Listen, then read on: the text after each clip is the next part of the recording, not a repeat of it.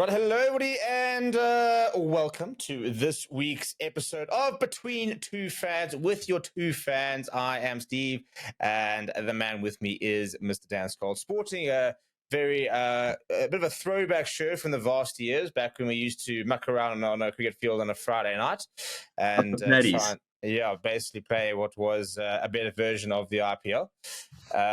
So, Dan, are you well? I'm fabulous, Stevie. I'm fabulous. There was so much sport this last week.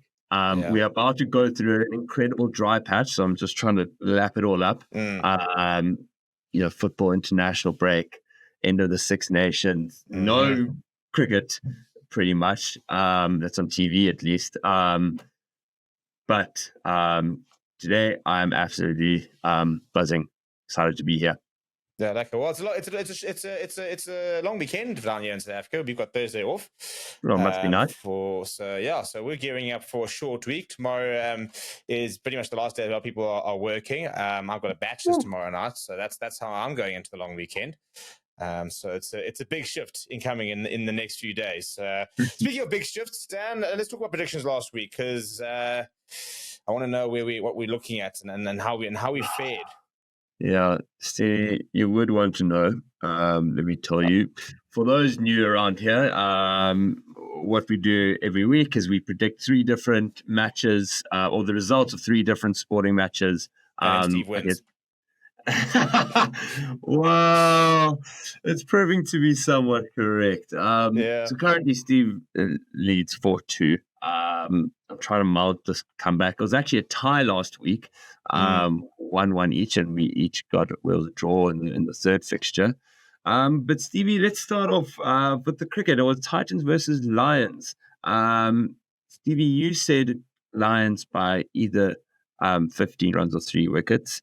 And I said Lions by 25 runs or 5 wickets. Turns on Lions won by 1 run. So that makes your 15 runs 10 runs closer than mine. So you get the first point this week. Nice big Get into the rugby. What's that?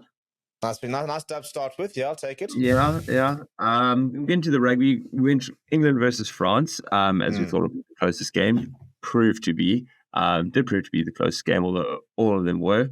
Stevie, your prediction was France by 5. Mine was England by 3. So you've absolutely snatched it at the death in the 79th minute there. Oh, no, Shane, you didn't. In the words of Steve Borthwick, Dan, you didn't lose. The game just ran out of time. We ran out of time. To be fair, he's actually stolen that straight from the All Blacks. That's what the All Blacks always used to say. Yeah. So I'm not having this is Steve Borthwick preaching. It sounds cool when the All Blacks said it. He's actually just ruined it for the rest of the world. Yeah, but no, you know what I mean? You've just stolen it. Yeah, as soon as England adopt something, it's like, come on, what? You've ruined it.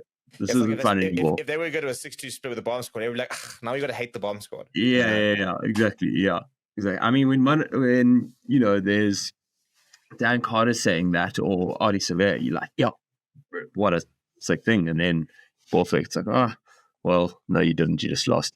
But yeah, so that's a really unassailable 2-0 lead by the barest of margins. And then United Liverpool. Stevie, you went 2-1. United, I went 2-1 Liverpool. We were both pretty wrong, weren't we? Also 4 minutes away from being right. So each of these, I think I've been robbed in the death. Obviously, the United Liverpool game ended 4-3 after extra time. But it's not a good look. Not pretty. Not pretty at all. I think they're lasting there. Yeah, they're lasting long. I need to figure it out. I'll be back stronger. But yeah, it's a 5-2 lead as it currently stands. But let's move on, Stevie. Talk to us about let's get into the Six Nations. This is the biggest talking point, right? It is. And what a tournament it was. I love the Six Nations. I think the Six Nations is like the best rugby competition outside of the World Cup. And a lot of South Africans don't like me because of the Rugby Championship. I just don't think you can compare. I think the Six Nations is just the occasion, the theatrics we see, the rivalries. I think that the rivalry trophies are a bit bigger than, like the Freedom Trophy that we have. That's probably the biggest trophy within the Rugby Championship. But I love the old school rivalries, the if we had a competitive Australia, if we had a more competitive Australia, to be fair, and South Africa, we bloody never won the Rugby Championship. But if people, there's just not enough. I was just love the fact that they only play each other once, so it's like a do or die each time. There's no reverse fixture. Now in the Rugby Championship, we've got 2 home games against one, 2 away games against the other. I just find the Six Nations for me is just the pinnacle of inter-nations cups when it comes to the rugby calendar. Well, they're all lekker mid-table teams, so it's very competitive there in the middle. That 4-2 or 3-8 category. They're coming to that very nicely. It's like watching championship football. It might not be the same. Might not be the same. Magic of the FA Cup. It's like that. Exactly. Story. Yeah, but so a tremendous Six Nations, a very, very interesting looking table when you think that. For me, I had Scotland as being the second best team. They ended up 4th, for example. So if you look at the results in the last weekend, Italy almost throwing it away a little bit, but was overall a pretty dominant performance over Wales, 24 points to 21. Yeah. You were doing the watch along, so you'd know better than me about how the fact that I think Italy were never really in danger of losing that game. But they were completely dominant. That score flatters. Wales? They were well beaten. And then Ireland versus Scotland, what a game that was. 17 points to 13. I felt so sorry for Scotland. I really thought that they could get over the line at one stage. I thought they had moments. I think some very interesting TMO calls being made throughout the lack of TMO calls. Sometimes a lack of TMO calls. Tries being ruled out where I think they might have been scored. Tries being scored and I think they might have been ruled out. Very, but I mean, what a game that was. I still maintain, I personally still think that if I look overall at the Six Nations, that those were the 2 best sides. And I think that game kind of sort of showed it. Yes, Scotland might have been beaten by England. But I think that game on the weekend was for me one of the games of the tournament. And then France edging out England 33 points to 31. As we mentioned, Steve Borthwick saying that they didn't lose this round out of time. But a really cool last day, really, in terms of very good rugby to close out a very good tournament. So the final table has Ireland on top with 20 points. France actually in second place, despite a pretty up and down campaign. At probably the most disappointed bar Wales of the tournament didn't end at second. Two wins right at the end there. Well, to be fair, I still maintain that you give Scotland that win against France, which they should have had. And France also joined Italy, so it should have been a disastrous campaign for them. England finishing up in third place, 14, 2 points ahead of Scotland, who actually only finished with 2 wins. They were robbed of one against France, but they were obviously surprised by Italy. Italy with 11 points. I think this is probably the big talking point, the fact that Italy just 4 points off second. And in a different day, mathematically could have actually ended up in that sort of top 3. And then Wales, the wooden spoon, 5 games, 5 losses. Just 4 points. So a very interesting table. I don't think it really tells you the full story of where all those teams are, to be honest. But I think one thing is clear is that Ireland are definitely on a different level to the rest of those. No doubt. Not much between the others. Yeah, kudos. I think kudos to Ireland. I think you said it bang on. Ireland, I think clearly head and shoulders, not head and shoulders to be fair. They've actually been brought in a little bit. They've been knocked off their perch a little bit. I think that they started so strong versus France, and we all believed that was still the French team of the World Cup. And so we were like, okay, well, Ireland are going nuts, and then they backed that up with a couple dominant and getting 30 points. I mean, their points difference was 84. The next best is 6. So they dominated this tournament. Don't get me wrong. And then on the other end of the spectrum, I think Wales were almost in a couple games, but and those 4 losing bonus points reflect that. But still, I think pretty abysmal, and I think they'll be very worried. I mean, Warren Gatton supposedly offering to hand in his resignation at full time is not a good look. No, not at all. I kind of feel like he's just said he's kind of hoped that they've actually just said yes. Obviously he hasn't. They said no, we want you here, and you'll stay around.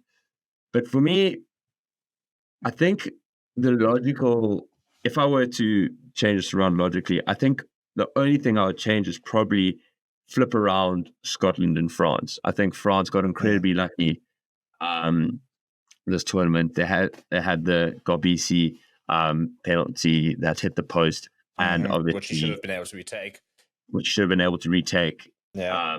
And then obviously the try not awarded to Scotland, which would have seen them lose 2 more games. Taking them right back down. But Stevie, the team that we've been trying to preach about, Italy, everyone's favorite second team. Talk to us about them. I mean, what a tournament they've had. The belief that they showed in themselves when no one else did, post an abysmal World Cup, can't be described in any other way. I watched them be taken apart by New Zealand last year, where they looked like a second-tier nation. We then saw them being taken apart by France. Second tier. They were just it was boys against men back then. And what's incredible is that what we saw last year, and I've been saying this beginning of the year, is that we saw an Italian side, which when they attack, I mean, I've seen it and I've seen them in the flesh. Yep. Their attacking structure, their attacking game plan is phenomenal to watch. It is quick, it is concise, it is good, but they are just, I mean, they're like a sieve on defense. They just have days where they just concede so many points. And I think that Cassetta's come in and said, right, we're not going to move away. We're going to keep this attacking genesis, but we've got to make ourselves harder to beat. And I think they've done that. The fact that draw against France should have been a win showed that. They really went close against England.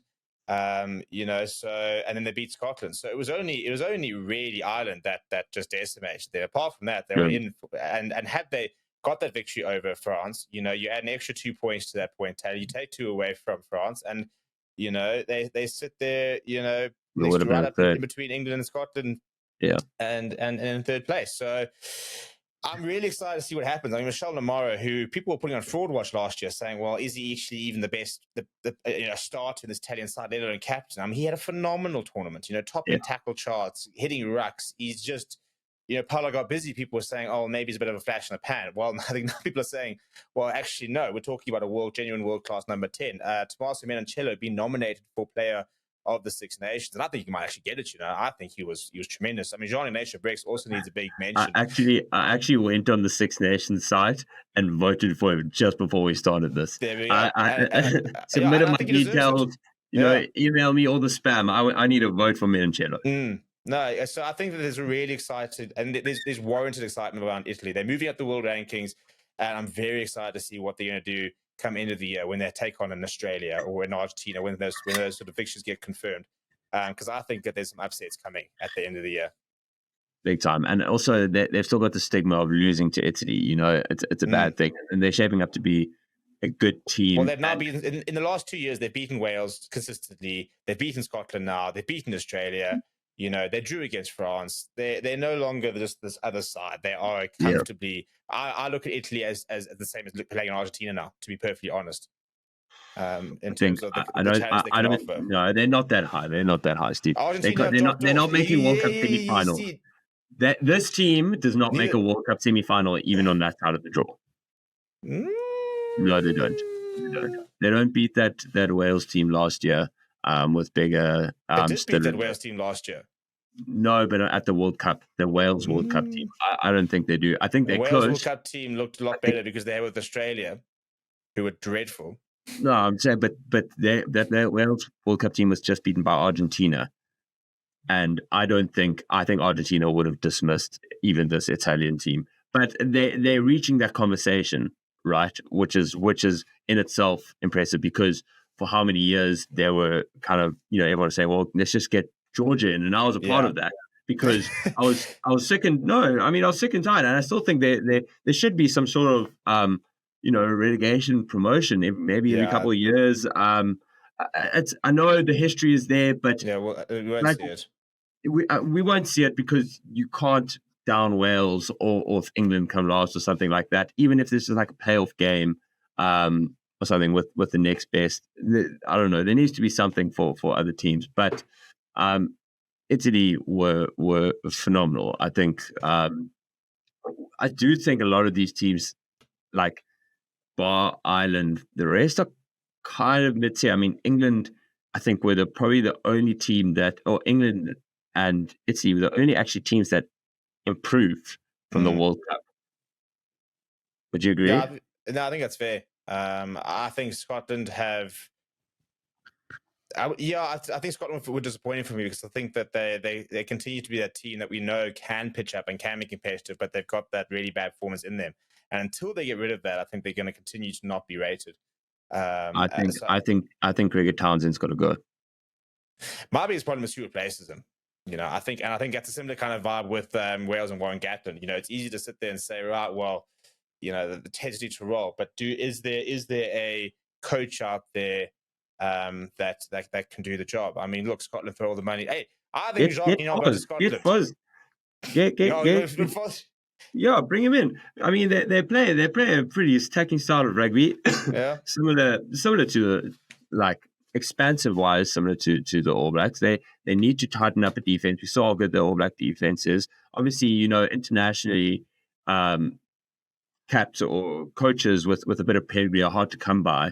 But even there are lots of club rugby coaches that are putting their hand up that you can also select. I just think there's he's making City, potentially Ronan O'Gara. That's a great shout. But I think they're making silly mistakes. I mean, going into this, I think picking not just an outright captain, joint captain. I hate a co-captain. Nothing worse. Just that's a non-answer.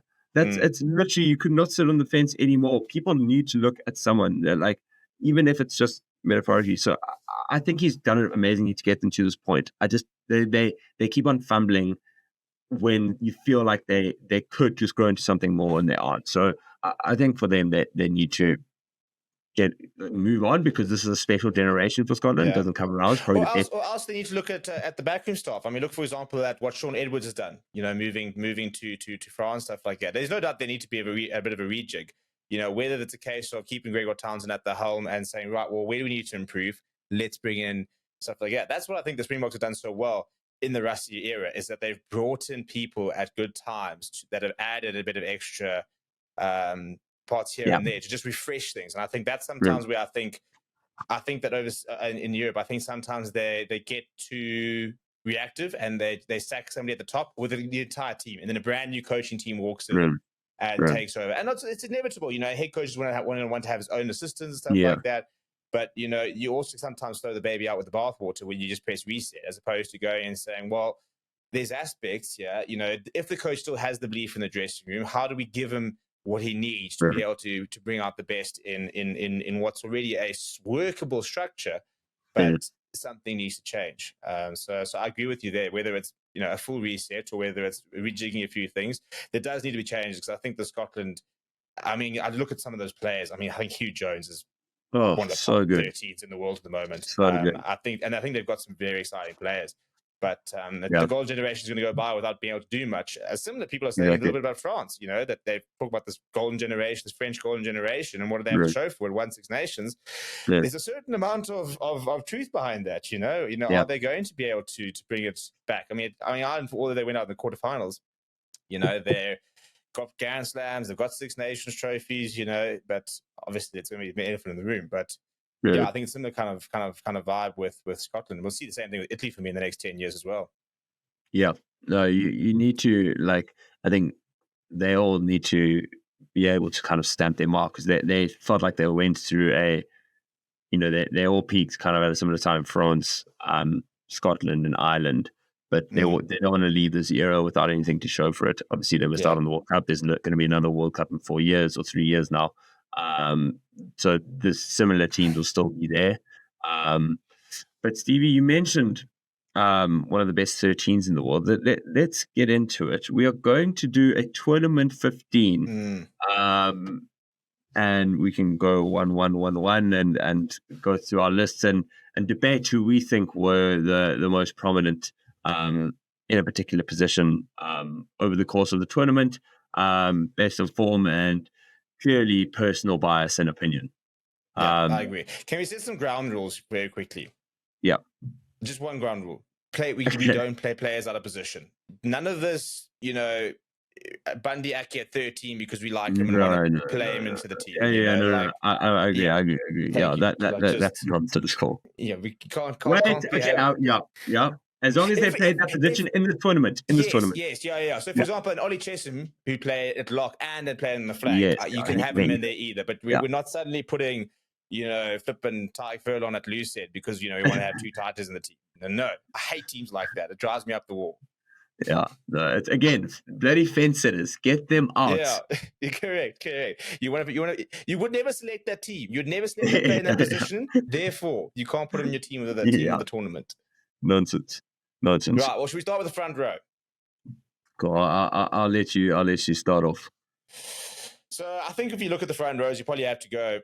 I mean, you can't really look further than Ireland. And I think from a loose head point of view, I don't think you can look further than Andrew Porter. Yeah. Let's not stay away. I've also got Andrew Porter. Lock it in.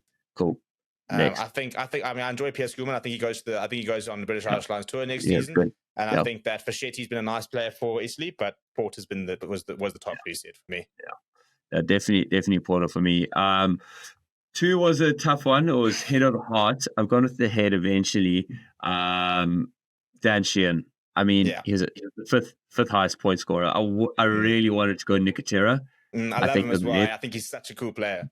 So good. And this weekend particularly, he was just everywhere, making steals, unbelievable on defense, just an immense player. And also, again, one that's just going to kind of grow from strength to strength. But Dan Sheehan, probably the best hooker in the world right now. After Malcolm Marx, Well, Malcolm Marx hasn't got a knee at the moment, so we'll give it. I'll take a kneeless Malcolm Marx. He just clips Marx. Look, I don't think it was his best tournament, but I think he's at such a high level that he's still head and shoulders above the rest. He's setting the example of like the dynamism that's expected from a number 2. You there's no longer even like if you look at like the John Smiths, they like props really sized because you're seeing fewer and fewer of them. You need to be. No, you have to be good at the breakdown now. You have to be good ball carriers. We're seeing the generation. George Turner for Scotland. Julian Marchand, for example. Nicotera, as you mentioned, it's a whole different. A hooker is no longer just adding size and throwing into line out. They're now it's an extra back row really. Yeah, I mean, think about Malvaka. Like that guy, he runs like a 6. He's just an absolute beast. Okay. Number 3, I was a little bit torn on 2 different ones. I'm interested to see what you went for. Well, I think Antonio was good once again, as he always is. The fact that they had to convince him to come out of retirement, and for me, probably the best 3 in the tournament. Ty Furlong's always there. He's very solid. Again, I don't think he's the player he was 2 seasons ago, where I think he was one of the best players in the world. But he's Mr. Reliable. But he's just relentless, Antonio. He carries well. Yeah. He plays a 60-70 minute game when you think that he's almost 150 kgs. So that's what I'd go with. Those are my 2 that I'm arguing with. See, I've got a bit of. I'm a bit bored of Furlong. I see him in too many teams in tournament. I feel like they just give him World Rugby 15 every year just because he's got the biggest name. To be honest, I've actually gotten Dan Cole. I wondered if that was going to be in the 36-year-old. He's not slowing down. I thought he was done like pre-World Cup. Had a good World Cup, a really, really good World Cup. England they're very smart by not playing him and what's his face with the Mohawk. Just slipped on a blank. But Marla. Yeah, and Marla. Domana at the same time. They're dovetailing them to one to start, one to come off the bench because both altogether have been just the most solid scrummers. And we saw what happened at the World Cup versus South Africa when both went off. They just got absolutely wrecked. So having them dovetail has been good. But mine's Dan Cole. My second one is Antonio. I'm willing to be flexible on Antonio because I think he was solid. So let's plug him in. Okay, cool. I'm happy with that. I was impressed with Dan Cole. But I think Antonio. I think if I wanted to select a team tomorrow, and who's my starting tight head, I'd go Antonio ahead of Dan Cole. Yeah. It's just it's a bit like Manonu. You just see that name on the team sheet, and you're just having a sleepless night. You know what I mean? Exactly. You just think tomorrow like. He's really 150 kg. I have to scrum against kg. Dan Cole, whereas the team's going, shit, we've got to try and tackle Antonio. Ash going against him, and just yeah, it's just like, really, is this what it comes to? Yeah, shame. And then right. So locks.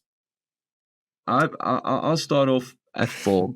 I went Joe McCarthy. That's an interesting one. He was rock solid throughout the whole tournament. I think he flies under the radar a little, but he's not. I think quite a few of those Irish forwards, to be fair.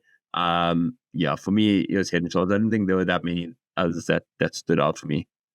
Yeah, the number 4. I mean, I think George Martin got progressively better. France changed theirs every bloody week, so you can't really. But Murray's at 4. Eh? Murray's at 4. Yeah, no, exactly. Well, let's go 4-5. Let's go 4-5. Well, Ty Burns one of the locks. That for me, that's not negotiable. Well, so that's at 5 though. Yeah, so I'll put him at 5. Okay, so you're picking him because I've got at 5. I've got George Martin and Ruza actually from Italy. I think he had a huge tournament. Ty Burns was stupid as per, but on form, if they're playing tomorrow, there's an argument for George Martin. I mean, the game that they played against each other, men's, right? Yeah, but look, I mean, Burn but it was also very good. Yeah, I think George Martin had a better tournament. Personally, maybe it's because it's a classic, like they're a victim of their own success because you just come to expect it. Yeah, but he's just so clutch. Like whenever they're having a bad game, whenever they're maybe off it, he's just always the one that's just always making something happen.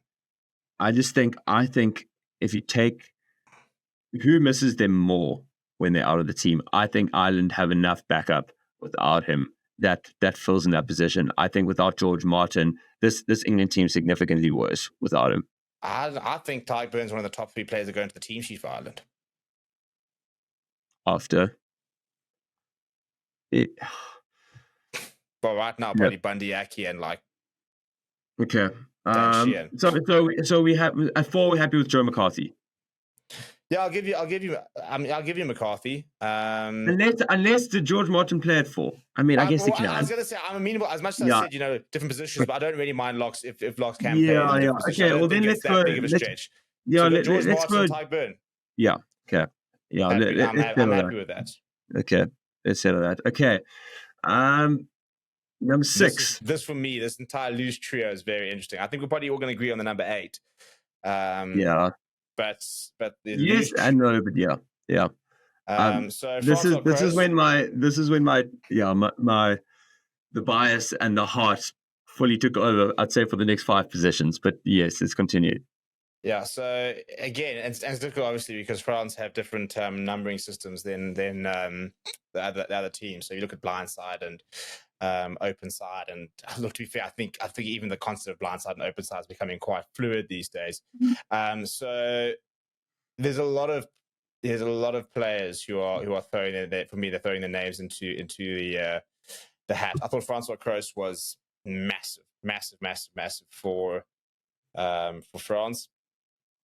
I think that he, for me, was a bit tough. He didn't get into the team, the player of the tournament conversation.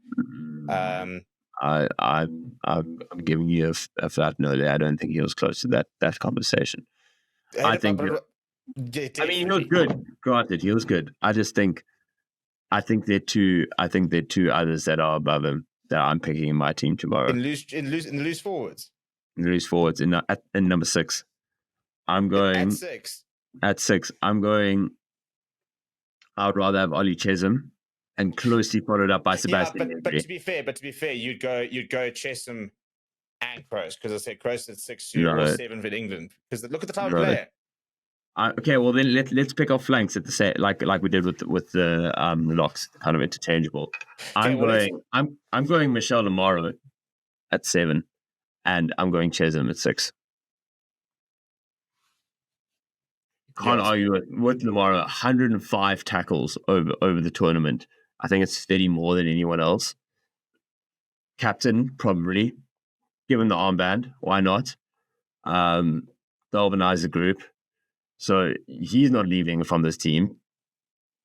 And you picking, so now I think Negri for me was immense, but I think he just gets I don't think. I think you could argue somebody like Tommy Raffel ahead of Negri, to be honest. Yeah, Tommy Raffel is the only Wales guy I considered, but it's a bit too competitive, unfortunately, in this. From a loose forward point of view, look, I think if we're talking about locks, I think Daf Jenkins went under the radar. Actually, I think that he had a just tremendous tournament. Also made a hell of a lot of tackles. And Ruck said he was everywhere. But again, it's just does he take out anyone in that 4, 5, 6, 7 position? Like, no.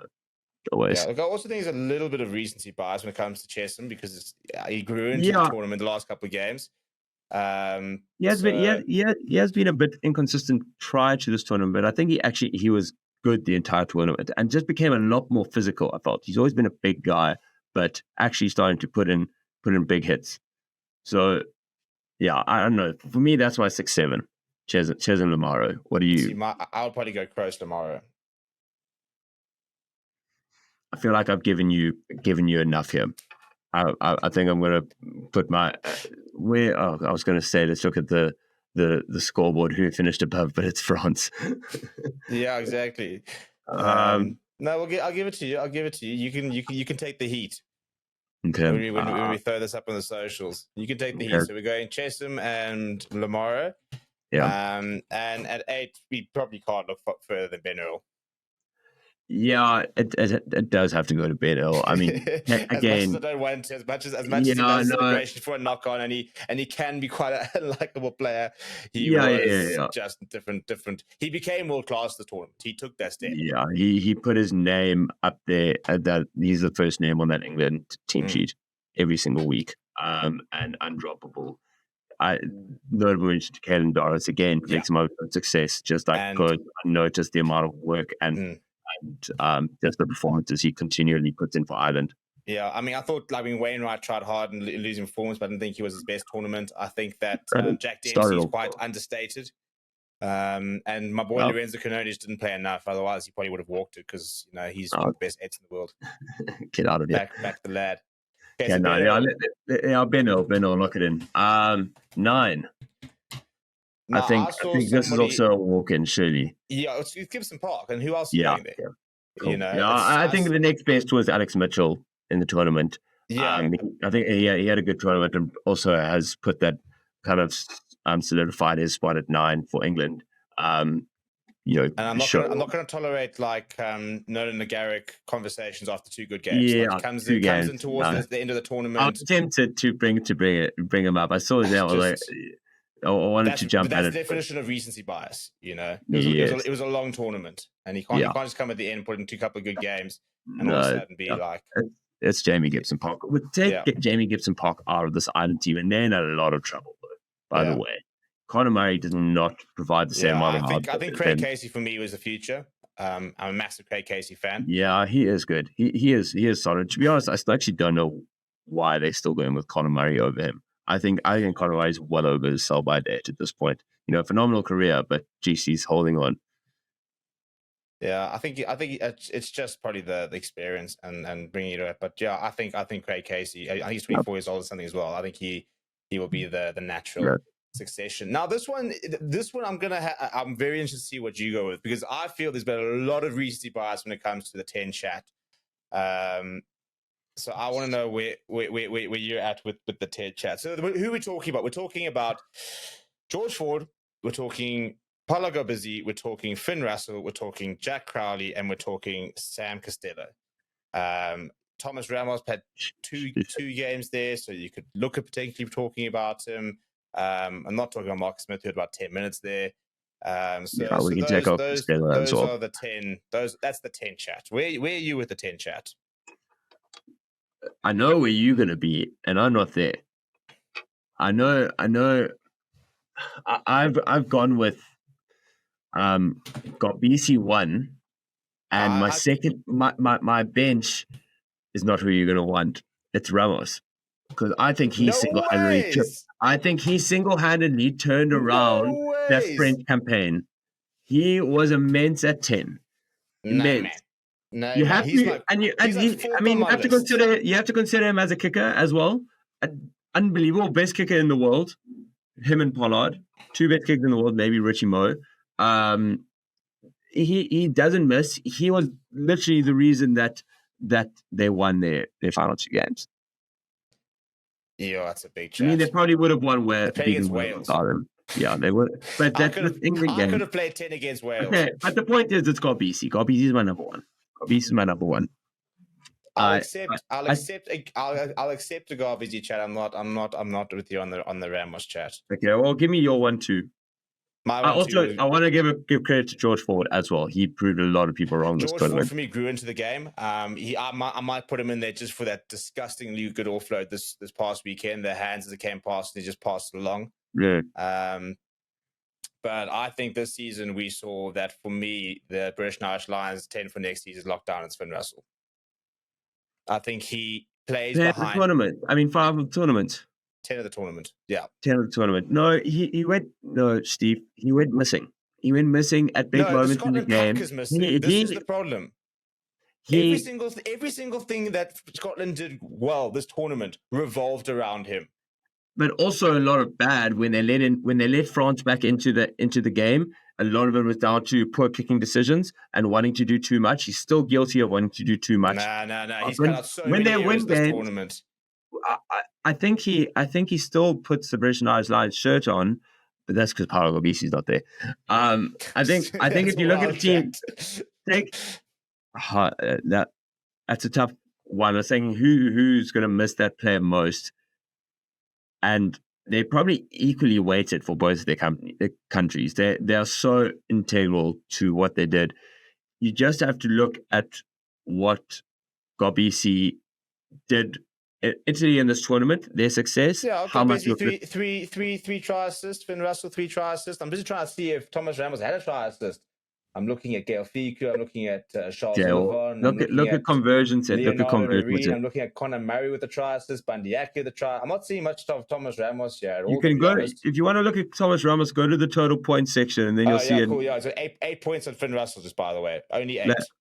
Yes, but what we're talking about, let's go Garbisi. Don't worry about Ramos. Okay, so Garbisi got 31 points to Finn Russell's 55. Okay. So I think Finn Russell made more mistakes that led to them losing games this tournament. Garbisi wasn't at fault for I mean, he did miss a kick, but he should have had another. Yeah, I mean, he could have won. I reckon Finn slots that kick and he guards Italy to an historic win over France.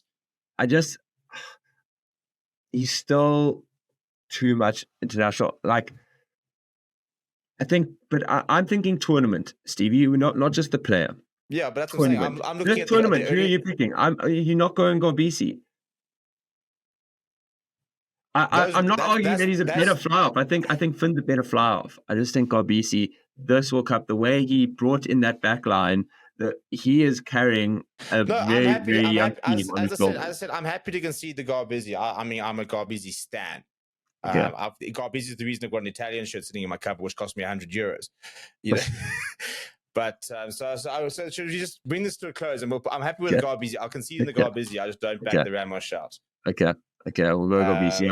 I'm happy to have Finn on the reserve bench.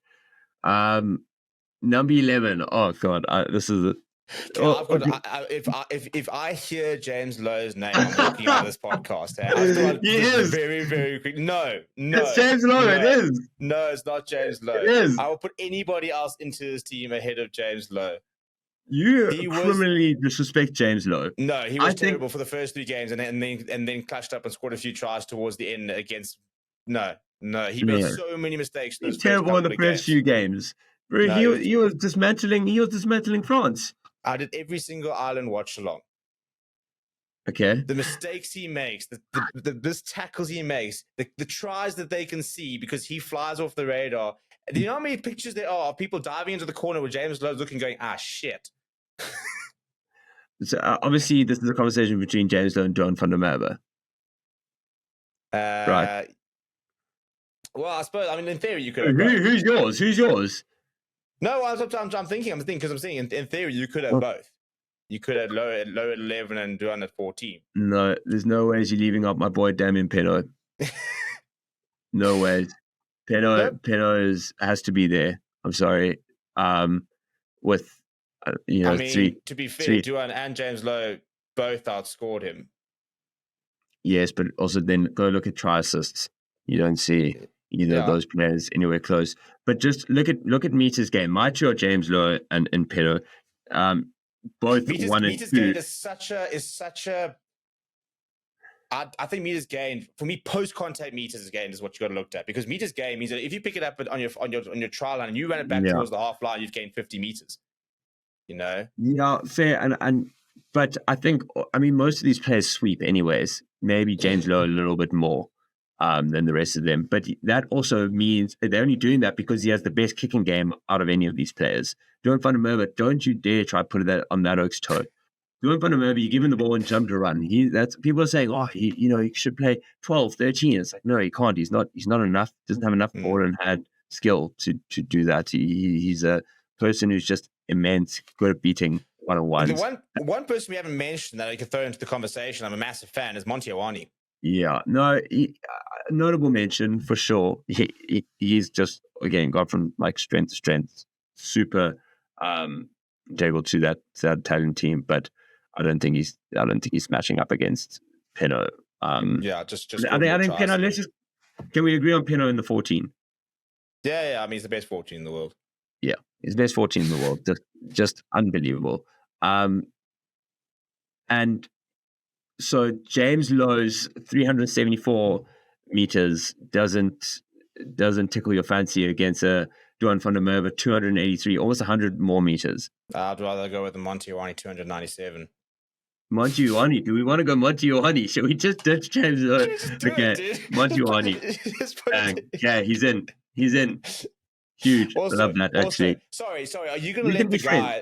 Are you going to let the guy that disrespected the Springboks by saying, to beat New Zealand is so amazing because they play rugby the right way, not like the Springboks? You're going to put him into a team with this? Nah, dude, we're not going to. I'm not tolerate the James Lowe. I didn't say I love James Lowe. I didn't say I love James Lowe, but I do think he's better.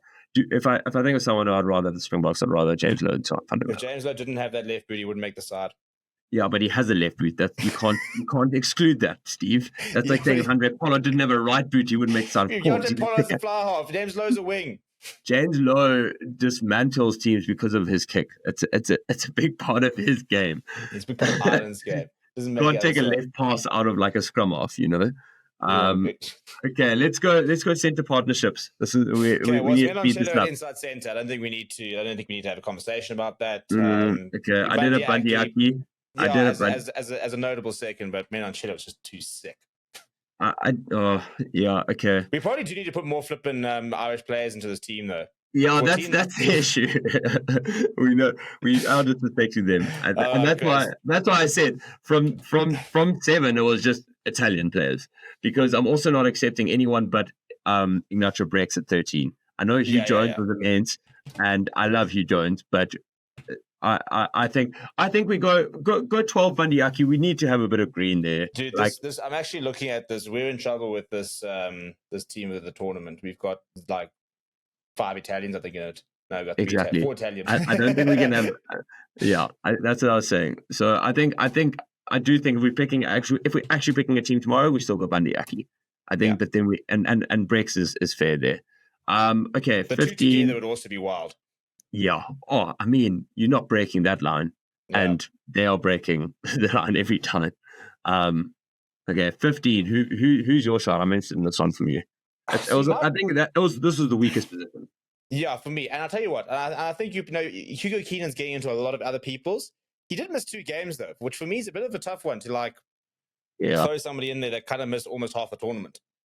Look, he was great in those 2 games. No one's ever going to doubt Hugo Keenan. I think Hugo Keenan's the best 15 in the world. After Damien Willemse. No, I think, to be honest, I think he's actually probably a better 15 than Damien Willemse. But Jordan Barrett, who I think is going to play 100 tests and be a fantastic 15 is Cam Winnett. Cam Winnett? No. Go watch. If there's one positive of the entire Welsh campaign, it's Cam. Do you know how old he is? No, he looks young. They all look. They all. Yeah, I was about to say they all look 21. He turned 21 in January. I'm not putting my team. I'm just saying that is a player to watch. That should leave off for the next 10 years. To be fair, I don't think he actually had the best game against Italy, but I think he had a decent tournament. I think he was attacked in that Italy game. But for me, I've gone with Blair Kinghorn. I think he's just. He also came. I think he also missed 2 games. To be fair, him and Keenan. I think Blair probably just put him on form though. I think Blair just put him on form. I think I mean, what? How many games did they each play? It was probably like 2 or 3 each. I think Blair Kinghorn came after. So Keenan definitely only played 3. And the first 3 games, to be fair, when they were dominating. And so you probably have to go Keenan, but I think let's go Hugo Keenan. Okay. I mean, I thought George Furbank was impressive for England. I rate him more than Stewart. Definitely. Stewart's not getting into my team. Italy changed a lot, although I think Lorenzo Pani's a nice player. And Leo Barrow played nicely for France, but again, only played the last 2 games. Yeah. No, let's give it to Keenan. Okay, I think that's brought up our green persuasion. Should we do a head count before I go through the team? Or should we go through the team first and then do a head count? Well, let's go through the team. So we've got Andrew Porter. Yeah. Dan Sheehan. Yeah. Then we've got Antonio at 3. That's just strong. We've gone for George Martin and Taj Byrne 4-5. We've got Ollie Chesum and Michelle Lamaro 6-7. Bernard 8. Gibson Park 9. Garbisi 10. 11 Mati Ioane. That's my favorite shot of the entire conversation. Yeah, that's my favorite pick. 12 Aki, 13 Ignacio Brix, 14 Damien Peno. Notable mention to Faye Bosso, by the way. Yes, his like one game that he managed to got start, looked phenomenal, and then Then he went out and he had to go write university exams. And then at 15, Hugo Keenan. I think that's good. There's definitely most Irish. I'd say that's got to be Irish, then Italy. I don't know, 1, 2, 3, 4, 5, 6 on my count. Okay. England have got 1, 2, 2, 3 actually. Italy have got 1, 2, 3, 4, and that's it. We've got no Welsh players. Who's the third English player? You've got Ollie Chess and George Martin and Beno. Oh, George Martin, I've got one. Yeah. Okay. We don't have a single Scottish player, and we don't have a single Welsh player. We don't have a single Scottish player. Scotland's currently rioting. That's wild. Wow. Okay. The problem is, if you look at the Scotland player, Hugh Jones was outstanding. Ignacio Briggs was tremendous. Big chat about the number 10 for me. Blair Kinghorn, I think if he plays the full tournament, probably gets there. Yeah, they were in the debate, to be fair. But they had a lot of I think. I mean, the Duan van der Merwe chat will be, again, that's probably a little bit of Reece. I mean, he started the tournament really well, but kind of sort of faded off. I just think there's that bar England, he disappears in big games for me. But Stevie, let's not get caught up on that because I know that's gonna be triggering. Let's move on to the football this weekend, where you will be very, very happy. Which you'll be very happy to talk about. We had some FA Cup quarterfinals. So Wolves losing to Coventry in extra time, 2 goals in the 90th, past the 90th minute. I think it was 92nd and 99th. Coventry from the Championship. I think they're coming 8th in the Championship. Maybe an outside shot of making the playoffs for the Premier League. Downing Wolves away from home. Amazing game. Man City just getting the job done versus Newcastle 2-0. Chelsea beating Leicester, also only in extra time. 2 goals in extra time. 4-2, and a red card for Leicester. Man United, Liverpool. So, full disclosure, Steve is a Man United fan. I'm a Liverpool fan. I was so relaxed up until that 86th minute, and all of a sudden, £100 million waste man, Anthony just actually, and it wasn't a screamer because usually Anthony scores screamers, and everyone's like, okay, this is actually like a well-worked goal. It's a good goal. 2-2. It was a footballer goal, not just like this wild, like... Yeah, exactly. That's the goal. Like, you trust I trust my striker if he scores a goal like that, you know? I don't trust people who score worldies.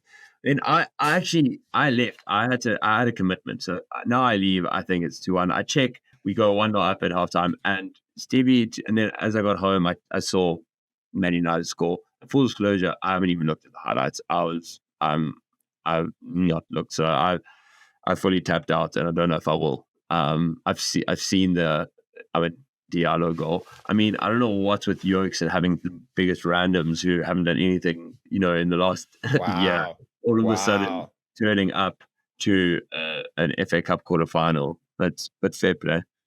Yeah, dude. I mean, Scott McTominay, Anthony, Rashford, Ahmed. How do you not pick those as the 4 goal scorers when Bruno's playing and Rasmus Højlund's playing and Garnacho's playing? Bruno's hasn't been scoring as well. But yeah, I mean, Diallo and Anthony to be the reason for our downfall is just wild. Yeah, let's throw in Rashford, who's been dreadful this season. Yeah, he's the one who's only scoring worldies, to be fair, and he should have finished the game off in normal time. In normal time, yeah. But yeah, well done to you guys. So the FA Cup now goes to the semi-finals. We've got Coventry versus Man United. Coventry, or I was going to say Coventry at home. It's at Wembley. And Man City versus Chelsea. Can we talk about how wild that draw is when Chelsea and City are notorious for always having easy draws, and they got each other? What? Just that they finally got a tougher draw. Yeah, like for me, it was guaranteed that there was zero chance we were going to get a decent draw because we've been getting ridiculous draws the past 5 years, while City's been playing against PSL teams. I mean, City always get nonsense draws. It's been bothering me for many years. I don't know about Chelsea. Chelsea are pretty bad themselves, so. But what you backing yourself with Coventry? Maybe City got the easier draw here. Yeah, well, I mean, you guys are hitting them in the Premier League, so I don't have to do a harder draw. I'm going to say City are just fine. I mean, I don't think they really care about any of the remaining teams, to be honest. It is wild when you consider how bad United have been that we would have been the one they would have wanted to avoid. Yeah, I hate you into United. When I saw the draw, I was like, okay, cool. Like, I actually thought it was the kids, and we actually played a good team. That was irritating, but you should have killed off that game. Somebody sent me a message like, oh, yeah, no, Liverpool playing a B team. And I was like, huh? No, it was a good team. And it was a proper good team. Yeah, I mean, it does show you. I mean, to be fair, now that'll show you the gap between even Man United and Chelsea. Our literal kids beat Chelsea in a final, and our best team, or not our best team, well, one of our best team. Also a strong team, didn't get it done. But I'm just pure commentary at this point. It's Coventry versus Ed. I'm going to go buy a match shirt. I mean, it's them versus just the £1 billion clubs. Like, if we're looking at it, it's just ridiculous. Like, imagine you Coventry just looking up at these oaks. It's just like, their squad's worth more than your entire history's worth of money. Literally. And I don't think a team outside of the Premier League has won the FA Cup in, I think, 40-something years. So I'm all in on Coventry. Paddy Power has my money. 365. Just donating to the kids at this stage. Absolutely. Let's go into the Champions League, Stevie. The classic Arsenal Bayern. Arsenal. Back. Yeah, let's look at the draw. So Arsenal Bayern. I look at this draw and a phrase comes to mind. It's football heritage, bro. Yeah. For me, I'm glad you're going with that one. That's the non-controversial. Mine kind of rhymed with scripted. No, this is for me. I mean, it's it's nice to win. You see, the Atalantas make a nice run in the Champions League. But it's nice. I mean, and it's also irritating me more and more because Liverpool aren't there. And I'm sure both of us, it's like, that's exactly what your club nonsense Thursday night. But just those are elite clubs. So we've got Arsenal versus Bayern. We've got Real Madrid versus Man City. Oh, what a draw. PSG, Barcelona. Draws, hey, every single one of these teams have history with each other. Yeah, that's what I'm saying. These have been the draws. Yeah. I don't know about Atletico Dortmund, but they were good around the same time, to be fair. Yeah. And just historic clubs. There's going to be fireworks, both insane stadiums. Yeah. People are saying that one half, it's the top half is the bottom half. the winner of Arsenal Bayern will play the winner of Real Madrid Man City. Yeah, I mean, we can get into things close to the time, but my gut is saying I can see a final. My final is actually going to be, I think Madrid are going to get past City. I'm hoping. Yeah, so am I. And I hate Madrid. I hate Madrid as a Liverpool fan. I really hate Madrid, but I also hate Man City. Best club in history. Yeah, hands down. I used to argue for Barcelona, and it's just really it's a non-starter. I was just such a Messi fanboy that I couldn't admit it. But I think it's going to be a PSG Madrid final, which I think is going to be very spicy. What's about that? This Barca side, for me, it's such a wild card. Yeah, well, I mean, Xavi leaving at the end of the season, a bit of thing. PSG and PSG and UCL, it's like, it's like the Lions and the Super Rugby. I mean, Super Rugby back in the day. It's just not meant to be. Not meant to be. I just want to see Bayern dust Arsenal again, because I just think that is the funniest thing. Arsenal's best side, Bayern, they win a season. I hope Harry Kane scores 5. I hope Harry Kane. Him and Serge Gnabry must cook. Please. Please, can they silence Arsenal? Because I'm getting pissed off now. I've had enough of these Arsenal fans. Harry Kane hat trick at the Emirates would just make my year. Yeah, that'll be phenomenal. And then even then, down Man City, if they get through as well, Harry Kane could win the Champions League, bro. I think it'll be wild, especially everybody talked about. I mean, this poor guy goes to Bayern, they have a terrible league season, and they're pinning it on him. Yeah, and to be fair, same thing as Tottenham. I mean, they didn't even make top 4 last season, but he scored like 30-something goals. It was ridiculous. And the Harry Kane curse. Meanwhile, this guy's busy breaking Bundesliga records for the amount of goals he's scoring. But it's your fault. No, it is. It's not Harry Kane. It's Eric Dyer. Bro, that oak, he is the maybe he's the curse. He's actually Eric Dyer. Bro, that oak's been making teams because he's bilingual. Everyone says because he's good at speaking to everyone. Bro, since when does that make you a good footballer? No, get out of town. I just can't believe somebody that looks like that speaks so many languages. When I watched that All or Nothing and he's speaking Portuguese with the Munoz, I was like, huh? Yeah, no, Sporting Lisbon legend. But yeah, I mean, good football coming up, to be fair. Not this weekend. We're on an international break. It's all a lot of friendlies, unfortunately. But Stevie, some exciting stuff. And in the build-up to the Olympics, actually some exciting news. I've booked my ticket to go to the Olympics. I'm going there for the last weekend. Eurostarring straight over. Got to go watch the marathon. I don't think I can afford to get into any of the things because the tickets are like £300 in the actual events. But I'll be watching my boy Kipchoge. Hopefully bring home gold. And you can watch Currie. He'll be over there for South Africa. Exactly. And also, the marathon's open to the public. You just run it like a couple hours later. How wild. You're doing it? No. Well, I might jump the fence at the finish line. Me and Gerda. Yeah, it can be our new logo, bro. What, the one of you being put in the police van? Yeah, exactly. But we got the African Games on at the moment in Ghana, in Accra. So we're sort of in the spirit of the Olympics. Yeah, we can get into it. There are a lot of athletes that aren't really, unfortunately, they aren't there. Obviously, you used to kind of Kanison be there. Our swimmers. None of our big athletes are over, really. I mean, even if you look at our cricket teams, for example, we've not sent the A stars, and we're not. Thank goodness, because we're not winning. So if we had it, we still weren't winning. It would be a little bit worrying. But if we look at, we're actually coming third in total medals. We on leading is Egypt in 164, Nigeria 81. We've actually got more medals than Nigeria. We've got 94, but they've got more golds, which puts them in second. And then followed behind us is Algeria, Tunisia, and then host Ghana. Just a couple of the gold mention shout-outs. We've got 2 in athletics, in the men's discus and decathlon. We've got 1 in badminton. Up the badminton, dude. Up the badminton. Women's segments, Johanita Skoltz. I'm going to have to reach out to her. Long lost cousin. I always due to play a bit of badminton. I watched you for years. Yeah, I knew it. That's where the talent was. I've been waiting. I've played. Can we talk about our arm wrestling medal? Yeah. I mean, we're getting into sports that shouldn't be in athletics, and so I'm just gonna bit of foreshadowing there. But also a gold in judo, 17 Often gold in swimming. Sorry, standard. I said we've often got somebody in judo, so that doesn't surprise me. Yeah, and then 2 in the triathlon and 4 in cycling. So, big up to all the Team Zansi members out there.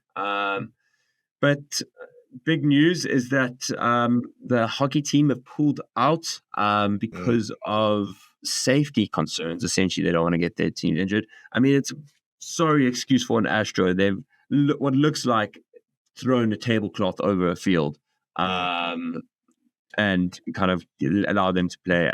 I mean, we already qualified for the Olympics, so at least we don't need to go there and get the job done or rely on that for qualification. But I mean, pretty horrible by the looks of it, unfortunately, from the organizers. So SA team, men's and women's, I think have both headed home from the hockey department.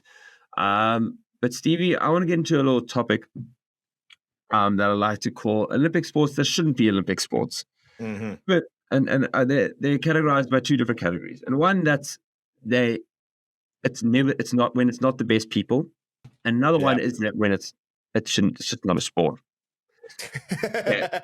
I'm going big sport, football, get out of there. Correct. Golf, Correct. Get out of there. Boxing, get out of there. Tennis, get out of there. It's never the best players, which is just defeats the whole point of an Olympic sport. Tennis is the best players, to be fair. No, it's not always. Only some of them play. Nadal's often there. Djokovic always plays. No, they don't always play. Murray Team GP played. The tennis is usually quite a good field. They get enough spotlight on their own. Leave them out. No one leaves their career being kind of more justified, better because they got an extra Olympic medal. It's like it's generally 1 or 2 big players who step up, which makes for a good final. How about a suggestion for something like tennis? Remove singles. I mean, no. I think there's a just because you can then have like a Nadal going and playing like a mixed doubles, for example, and that kind of thing. That for me it would be quite cool. For me, if you're going to include sports, maybe look at a different format. Yeah, I was going to include rugby sevens. I was going to include rugby sevens into that, but at least that. I mean, they're speaking of T20 cricket. Please don't bring T20 cricket to the Olympics. I think it's been approved, hasn't it, for LA? Oh, it's again. It's just like for me. It's so silly. Whoa! If we win an Olympic gold in cricket, does that count as like? We're not winning an Olympic. Before we throw this out, only gold medal that South Africa have ever won in the cricket. It's going to be these USA university players that we're sending. Hey, dude, maybe we get a call up. I'm just saying. You can't be too hasty. I'm available. Yeah. Keeper, bowler, fielder, I'm elite. Yeah. Argue with the football, especially the fact that it is literally only under 23s bar 3 players. Yeah. That's the point. Yeah. Golf also, it's like 1 or 2 people that play. It's just these sports have their own spotlight. Keep it there. Olympic sports is like niche, but I think competitive. I think if you've got your own World Cup, bugger off. Yeah, football's got a World Cup, rugby's got a World Cup, cricket's got a World Cup. Tennis. You can say you've got the 4 majors. Golf, you've got the 4 majors. You've got your time in the sun. Exactly. Like I kind of actually quite like sevens because I feel like to an extent it's actually people want that more than a World Series. Like what I see with sevens as well is that it's 2 days. Whereas like the football is like this 10, 11 it's like day. A tournament. Yeah. I think for me the biggest thing about Olympics for me is the fact that it's quick. It's not this continuous long complicated thing. You've got like sprinting, heats, semis, bang, and within 2-3 days you've sorted out the events and stuff like that. The point of the Olympics is to become an expert in a sport you don't understand, and you do that because you can watch a hell of a lot of it in 2 days. All of a sudden you're commenting on the curling. I can tell you the perfect synchronized swimming routine. I'm basically a rhythmic gymnastics professional at this stage. Don't even get me started in the equestrian, dude. I will chat equestrian. I've been doing the equestrian podcast, producing the equestrian podcast. We've done an equestrian podcast. I know. We do. But the Forever Sports produces the official South African Equestrian Federation. I know more about horses than I ever wanted to know. So when it comes to the question this year, you're going to see me. I'm going to be on comms. Big horseman, old Stevie. There's the stallion. But and then now others that I think on the other end of the spectrum that should not be in. One, chess. Chess is at the Africa Games. I don't know if I've ever recalled seeing chess at the Olympics, but they're at the Africa Games. It's not at the Olympics. It is at the African Games. Yeah, no, I'm with you. No, it's not a sport. It's a game. And the next is a karate. Karate again, like they're and it's mainly because they're involved in the combat side. They're not combat. They are doing much more of a dance routine than they are doing. No, they are. I mean, I was watching some earlier. It is that. It's it's all about form and figure and precision, following the people beside you in a group setting. That is same as synchronized swimming, which I'm allowing because I think, why not? And I think that's like physically very demanding. But I don't think you can put them in the category of judo and taekwondo. It's just, it's not. It's form. Yeah. So those are my two eliminations. I'm just going to put it out there. We'll probably get to a couple more. I'd like to take out shooting. I think the gun's doing all the heavy lifting there. Yeah. It's not like it's archery. At archery, you have to hold the bow, you do everything. Shooting, they're literally like on a bag. You kind of adjust. You're measuring stability. Yeah, it's just like. Or at least make it more dramatic. At least make it more dramatic. I think I like the shooting. I can get behind paintball. Like if I had five buddies running down. I want combat. I want hand-to-hand stuff going on out there. Yeah, it is a bit dull, the shooting. Yeah. They need to spruce that up. Chuck them on on a horse or something like that. They're going. My biggest frustration is when I look at an Olympic athlete, and look, the balls baggers, they're their own thing. But you look at the shooting and stuff like by the way, the Olympics. Well, of course, there's lawn bowls. Dude, bowls is goated. I've got bowls is my best opportunity. I love bowls. I just actually haven't watched at the Olympics. But sorry. So it's probably my best opportunity to actually make the Olympics because I've got some time. Shall we go? Yeah. But shooting for me, you've got this 120 kg guy who literally just goes and sits on a chair, positions his gun, pulls the trigger, and he's an Olympic athlete. It's a no. Yeah. It's a no from me. I'm happy with that. We can, I think, as the Olympics comes around, we can jot a couple more into that category. Because I want to talk about the top 5 GOAT Olympic sports. Also, by the way, the interesting ones for this year, the additional sports, because obviously there's always additional sports. Skateboarding and surfing have been included once again. They were back in Japan. Sport climbing is back in. That's that speed climbing when they fly up a wall. That's epic. There's nothing cooler than that. It looks like they're flying. Yeah. And then breaking, which is the controversial one, which is dancing. It's about break dancing. But to be fair, break dancing is in. Yeah. I mean, it's called breaking. I'm putting them in the same category as no, as karate. To be fair, they're probably going to be doing some flips. I have no idea what they're doing. That's what I'm saying. It's not boring or modern or anything like that. It's called breaking. It's literally just them throwing their body around in a thing. So I must admit, I'm not massively. And something they need to bring in is professional tag. That's a phenomenal sport. Have you seen that? They have obstacle courses and they have to literally you go chuck the one and then they eliminate it. Yeah. That is, bring that in because that's nuts. Essentially, we just want the gladiators back, right? Just bring the gladiators show and put it there. Throw in somebody with a line as well. Let's get this going, dude. Animal Olympics. That's all we look for the world. The ancient Olympics. Let's just go back to Rome, go back to the Colosseum, and let's fight to the death.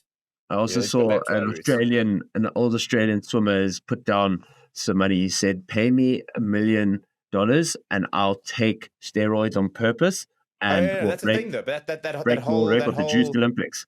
Yeah, no, I'm keen for that as well. I think it's gonna be wild. I think everyone will die, to be honest. Well, so I'm not keen for that.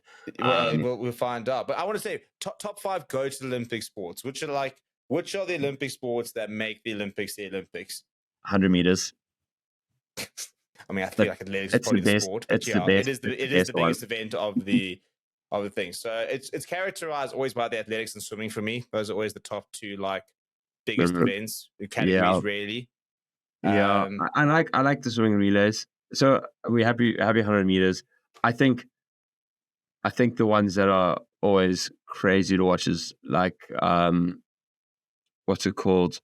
What's it with the pole? Propel over the thing?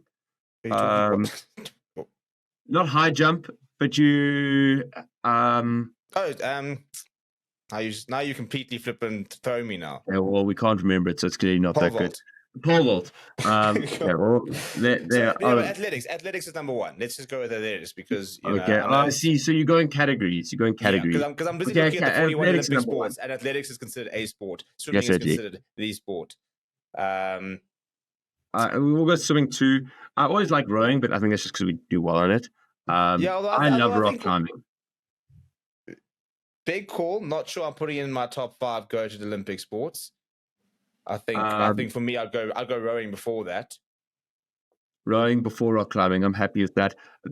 Then diving. Diving is always a go to, and then for me, probably gymnastics. I think I'm actually going diving. I look forward to diving more than swimming. I love the diving. Yeah, fair. But we're much better at swimming than we are at diving. And gymnastics, because these are those niche sports that you become Okay, but we've got a 5 there. Rowing coming in at 5. Yeah. Sneaking in. Yeah, honorable mentions for me are the fencing. Fencing's good. I love watching the triathlon. But I mean that feels like good old beach volleyball. It's always entertaining. I can get behind table tennis for every 4 years. Oh yeah. We've completely disrespected the table tennis and badminton. To be fair, that's as well as and the weightlifting. With flipping just no, I don't like that. It always looks like their arms are going to snap. That's fine. But that's why I don't like it. I don't like it at all. The one thing also about weightlifting is I think that in terms of like Olympians, looks like they're going to that's an Olympian. Looks like they're going to pop. I don't like it at all. I think we're booting rowing, to be fair. I think we're going racket sports, table tennis, badminton ahead of them. Even handball, we have not even mentioned. What a sport, by the way.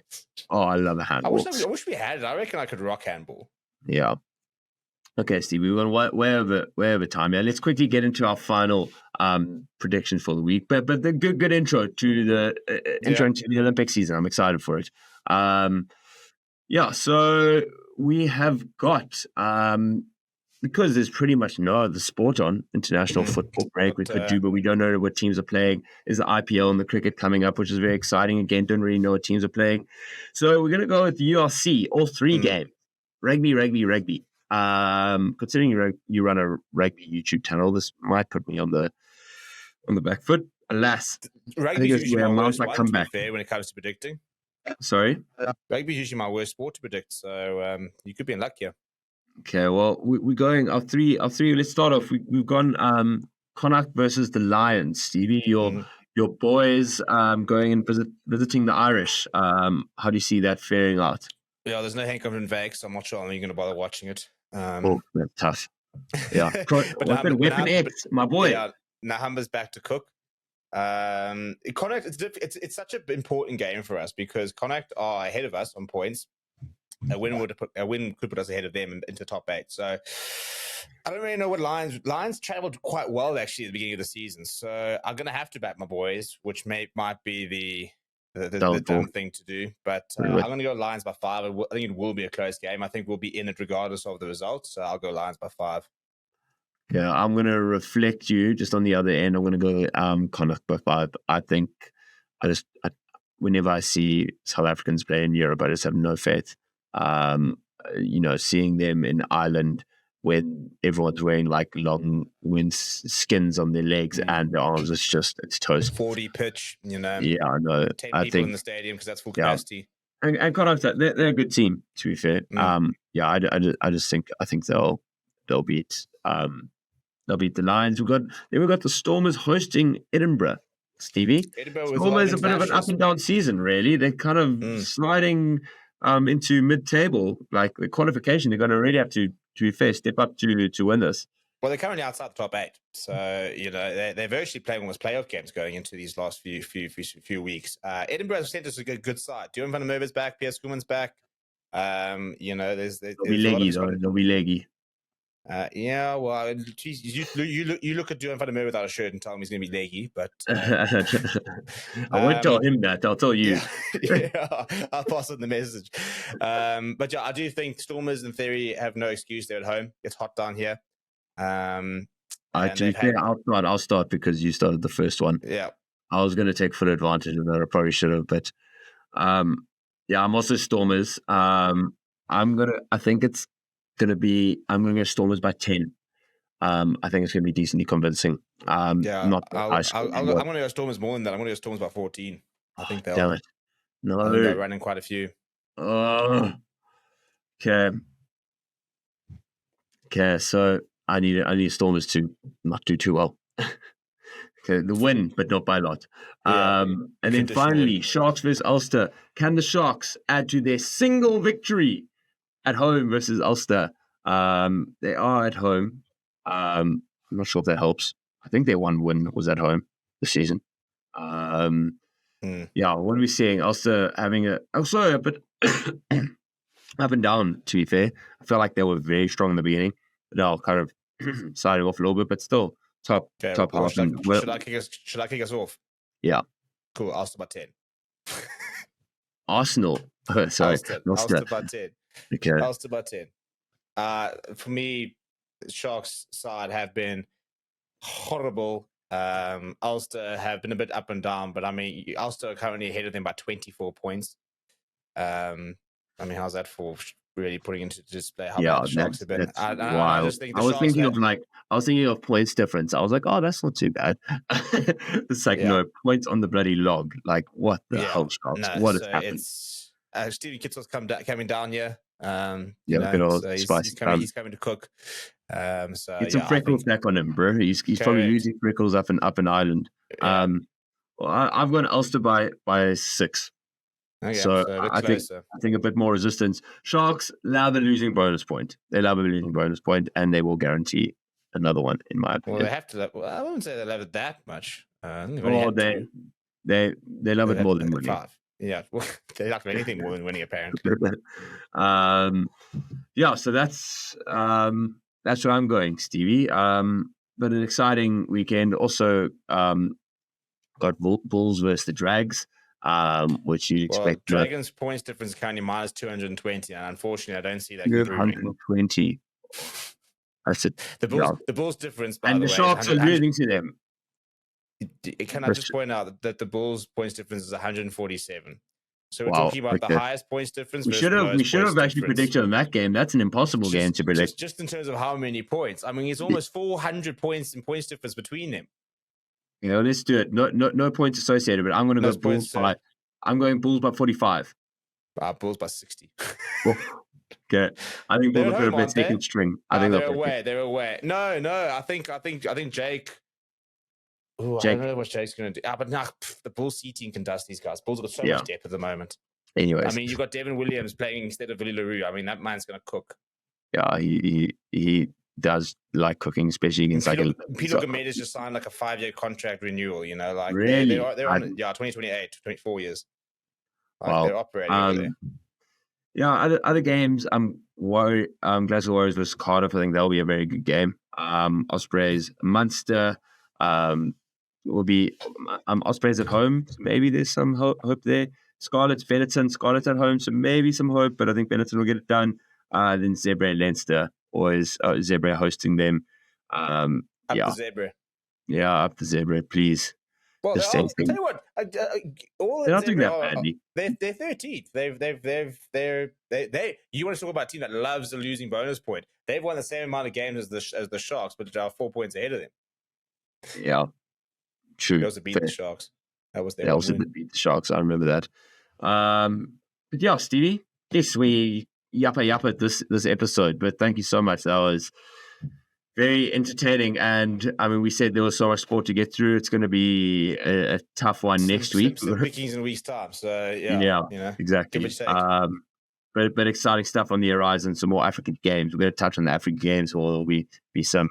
I want to talk about the fact that there's arm wrestling. I think it's wild. Yeah, And I also want to talk about the fact that we need to advocate for power slapping, because apparently we've got one guy who's dusting the entire circuit. So maybe that's a gold medal lying around.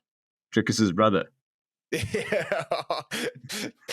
I think he actually has. I think he does come from Joburg. I think he is genuinely from Benoni or Brakpan or something. No, he's definitely yeah. That's it. No, there's no doubt he's from Gauteng. Correct. CB, thank you for the show. Thank you kindly. Have a good week. And all the listeners, thank you. It's been hot down here, so hopefully you're surviving the colder weather as we start to now get to the hitting a high of 17 tomorrow. I'll take 17. I think we're low 17 tomorrow. No, I lied. Tomorrow we are low 17 tomorrow. No, never mind, 18.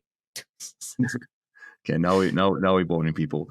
Thank you, everyone. Please smash a like on the video and subscribe. And share this with a mate who you think also believes that chess needs to get out of the Olympics, because there needs to be some sort of petition for this. We might have to march in the union buildings or something along those lines.